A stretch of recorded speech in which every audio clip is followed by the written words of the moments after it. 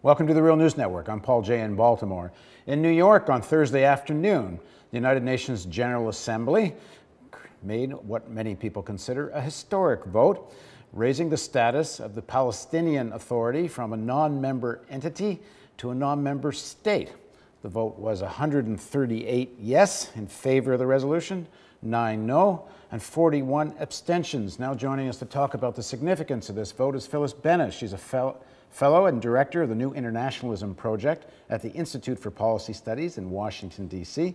She's the author of many books, including Understanding the Palestinian-Israeli Conflict, a primer, and Challenging Empire, How People, Governments, and the UN Defy U.S. Power. Thanks for joining us. Good to be back. So, how important a decision is this? Well, it's important in two ways. The international sort of institutional importance is not that it's going to change anything about the Palestinians' presence at the UN. They still will not be members of the UN. They still will not be able to vote or to introduce resolutions. What they will have is a recognition from the UN General Assembly, a very high body of the UN, saying you're a state. You're a non-member state, but you're a state. The significance of that is that it gives them the opportunity to use that status of a state to do other things, most notably to sign the Rome Treaty, creating the International Criminal Court, and thus become a member of the International Criminal Court. As a member of the court, there's at least the possibility, if there were to be political will, there's at least the possibility that they could initiate an effort to bring criminal charges against Israeli officials, military and political, and potentially even U.S. officials who may be responsible for supporting them, for enabling them, and for funding them, for war crimes that may have been committed on Palestinian territory. That's a long way off. It's not going to happen anytime soon, but it's an interesting step towards that. The other significant reason has nothing to do with the UN and everything to do with internal Palestinian politics. And that is that particularly in light of the recent brutality of Israel's attack on Gaza, when the Hamas-led government in Gaza emerged much stronger, managed to get a ceasefire, got an agreement from Israel, although it hasn't been implemented yet, to pull back, to allow Palestinians access to their own land. Hamas's stature has gone up significantly in the Arab world as a whole, and certainly among Palestinians.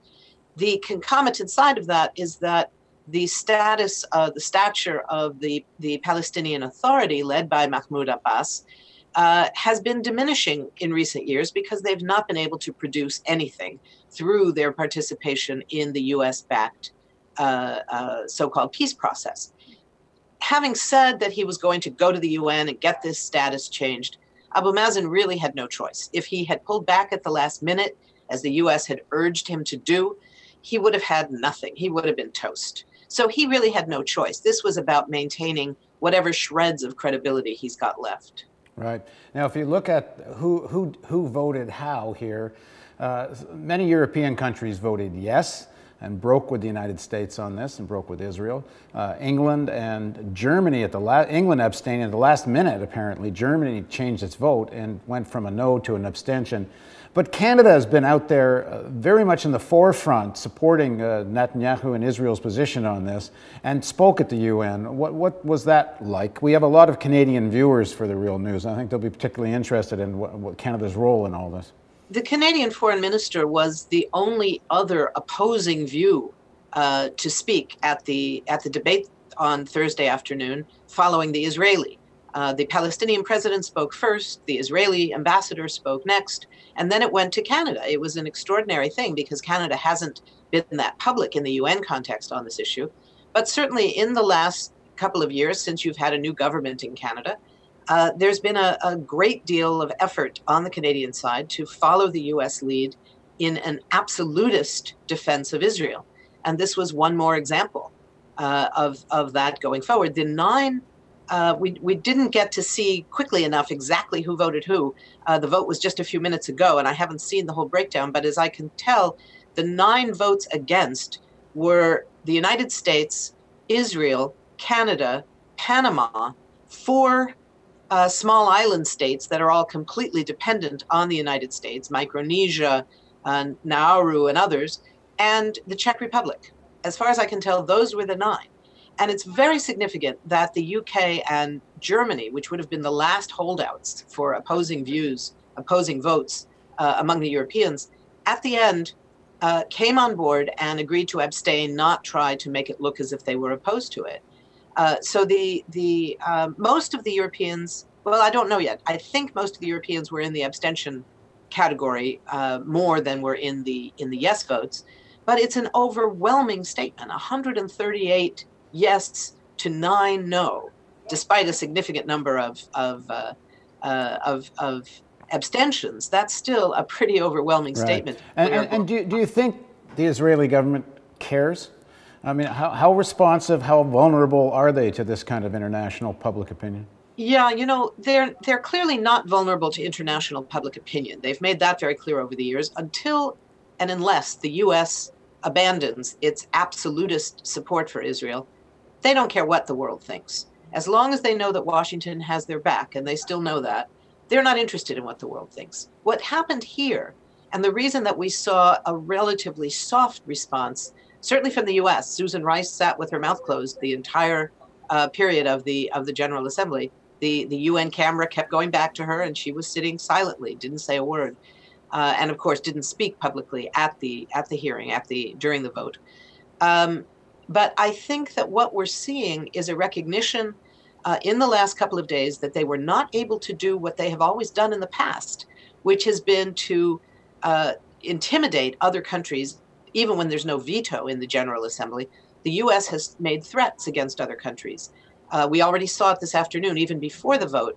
There were 3 separate bills already pending in the U.S. Congress, one of them two of them in the Senate, that called for a series of punishments against the Palestinian Authority, cutting 50% of the aid, against any UN agency that recognizes this new status, cutting their dues by 50%, and crucially, cutting 20% of U.S. foreign aid to any country that had the audacity to vote in favor of Palestinian rights. It was an extraordinary thing because they passed that this afternoon, or at least it was introduced. I'm not sure if it's been passed yet, even before the vote was held.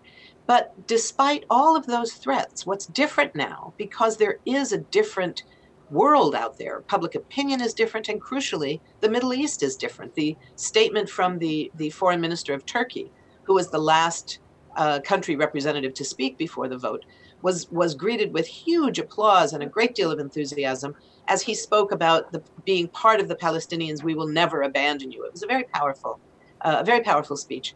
But with all of that, what became clear was that for Israel and the U.S., their fear had stopped being, this is going to work, to they might use this to go to the International Criminal Court. In fact, Britain publicly called on the Palestinians to promise they would not try to join the International Criminal Court, and said, if you do that, maybe we'll vote yes. The Palestinians, to their credit, said, nothing doing. We're not going to have our rights dismantled before we even get them.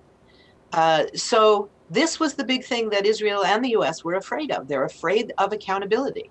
What makes it possible for Israel to continue its war crimes is knowing that the U.S. will prevent any real accountability in the UN or in the International Criminal Court. If the Palestinians are able to go to the court on their own, that's a whole different ballgame, and Israel does not want to play. And which now they are. Thanks very much for joining us, Phyllis. Thank you. Always a pleasure. And thank you for joining us on the Real News Network. Don't forget, we're in our year-end fundraising campaign, a matching grant. Every dollar you donate gets matched until we reach $100,000. We're getting close. There's a donate button over here. If you click on it, we can keep doing this.